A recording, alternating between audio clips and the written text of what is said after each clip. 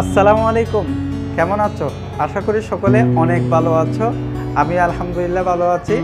আজকে বিজনেস কমিউনিকেশনের শর্ট সাজেশনটি নিয়ে আলোচনা করব। তো এই আলোচনার বিষয়বস্তুর মধ্যে থাকছে তোমরা কিভাবে এই বিজনেস কমিউনিকেশন পড়া শুরু করবে।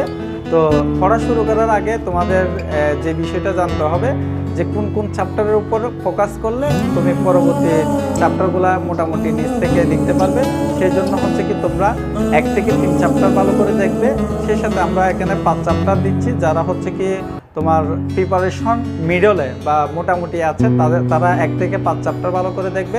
যাদের প্রস্তুতি মোটামুটি ভালো, হ্যাঁ, যাদের প্রস্তুতি ভালোই বললে চলে, তারা হচ্ছে কি বাকি যে সাজেশনগুলো দিব, যে প্রশ্নগুলো দিব চ্যাপ্টারের, সেগুলো হচ্ছে তোমরা ফলো করবে। তাহলে হচ্ছে কি, আর আমি একটা কথা বলে রাখি, আমার সাজেশনগুলো তাদের জন্য যারা হচ্ছে কি রিস্ক নিয়ে পরীক্ষার হলে যাবে, যাদের পাস করার সম্ভাবনা থাকে না, তাদের শেষ ভরসা হচ্ছে আমার সাজেশনটা। তাদের জন্য আসলে এই সাজেশনগুলো।